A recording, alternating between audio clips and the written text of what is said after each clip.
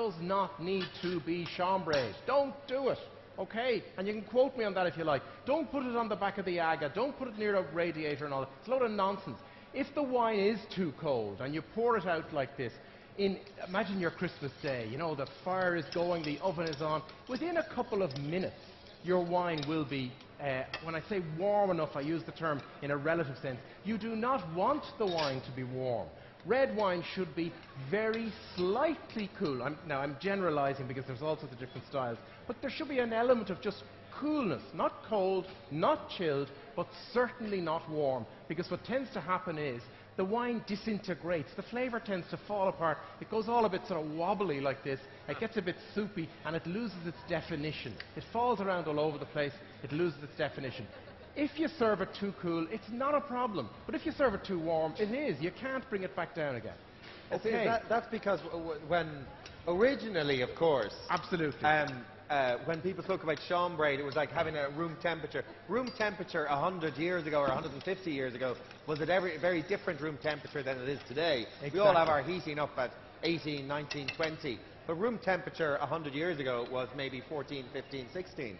So that's why it seems like a bit cool to us. The temperature should be served at. It's pre-central heating room temperature. Pre-central heating room temperature. Yeah. Turn your heating down. Yeah. Yeah. Sorry, now, back to Ross number 2. Room temperature for me is depending on what kind of mood the missus is in. Oh, is it? Yeah, okay. Absolutely. Whether she'll allow me put on the heating or not. Okay. Yeah, absolutely, yeah. She can be very cold, the same woman, I can tell really? you. Oh, absolutely. No. Yeah. She's not here today, obviously. Yeah.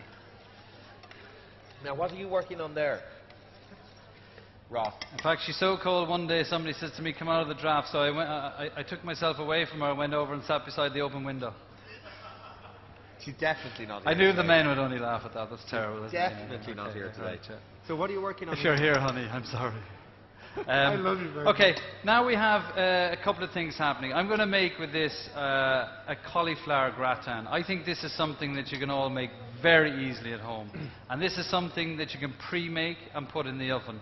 And it's a really, really fantastic flavour, okay?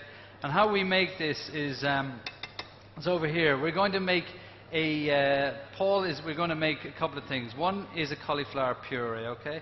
In here, we have some cauliflower, which we chopped up. We put a cup of milk and a cup of cream, okay? We put a little bit of thyme, but before that, we just sweated some shallots and some garlic, okay? Because they're going to give it a nice little bit of a lift and a bit of flavour, okay? And what we're going to do is, when that's cooked down till it's soft, so you can pick something up, put it between your fingers, and it breaks up into kind of almost a sludge, then it's ready, okay? We're going to strain that off then, okay? And we're going to put it into a blender and we're going to blend it. The other thing, that's part of our gratin. The other thing making right here, which is just coming really to about its peak, is we've taken some onions, okay? The acidulated onions, they're going to go on the bottom. You're going to see this dish very clearly as it comes together. It's a little bit slow to get it together because it's kind of a hearty dish and it's not like one of these one-pot dishes, but it's something really, really worth trying if you have a bit of time. And these kind of things, I will tell you which ones, they can all be done in advance and just rewarmed, okay? So this onions, sweated down, about a quarter of a bottle of white wine, and just towards the end, I'm adding in, okay, about 2 of those creme fraiche, okay? You'll see the creme fraiche cook down, and you'll see it become creamy, okay? Now, I'm going to take this off at this stage, and we're going to add in some sage, okay? Some nice sage, so about 3 or 4 leaves, because sage goes really well with onion. We've all heard of sage and onion stuffing you put into your turkey and stuff like that, okay? I'm going to put some capers, about a normal tablespoon of capers, because that again is going to bring a little bit of acidity to it, nice salty acidity, okay? And we're going to set that aside. Now, what we do before that is, here's where what you've got to remember, is you've got to take a little taste. And tasting onion has still got a nice bite to it. There's a nice acidity, but it's missing something. So what's it missing? So we've got to remember always to put the salt in. Okay? So we've got to season it. You smelt it before you put it in there. Why did you Yeah, do that? because I thought it was sugar and it is. Oh. But you know what? A little bit of sugar is lovely and a bit of onion. Takes off that awful bitterness, don't you think? A little bit of salt. Paul, what are you doing putting the salt in? So I says to him, Paul, today if it goes well, I'm the hero. If it goes badly, you get the blame. Okay, so we're going to set that aside. That is made now. I'm going to taste that. I'm going to give that to Ross Bannon. Do you think there's enough salt in that now, Ross? Now, I'm you know, you can tell me if you I think it might be slightly under, is it? No, I think that's just right. That's just right, okay. You can taste that's kind of acidic, okay? And it'll be a real nice counterbalance to my very rich beef. Oh, because that's going to be added to the... That's going to be underneath. It's going to be diluted a bit anyway by the other flavours. Exactly, yeah. It's going to be... It's a nice acid. And everything on a dish, what people have to remember as well about cooking, cooking is all about balance. It's not just about taking 5 of the most flavourful things and putting them on a plate. To me, it's always a bit like art. You need to start with a blank canvas, you know. You can't have like too many colours going on, because if you have too many contrasting flavours, they all start fighting with one another, and you just end up with one taste in your mouth. It's just a little bit like saltiness. So we'd always have balance. It must respect the principal player. The principal ingredient, the principal player on this plate is going to be the beef. So I don't want anything that's competing with it too heavily, okay? Which is why bangers and mash is such a great combo.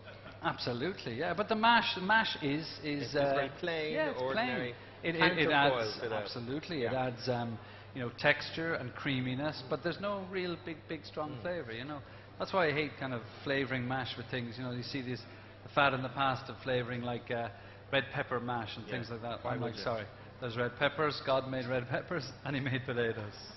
Not together. He never made red pepper mash, but anyway, yeah. If you could, I think these are ready now, the cauliflower. Now, the other thing we've done is, we're going to make a Parmesan glaze, okay? So I've taken 500 mils of cream. This is a really useful one you can use to glaze anything, okay? 500 mils of cream. Reduce it by half. Into that, I have added 100 grams afterwards. We're going to blend it now. 100 grams. Did you make that, Paul? You didn't? No, it's here, is it? Did you? Okay, yeah. So that's my cream. I'm going to add 100 grams of Parmesan.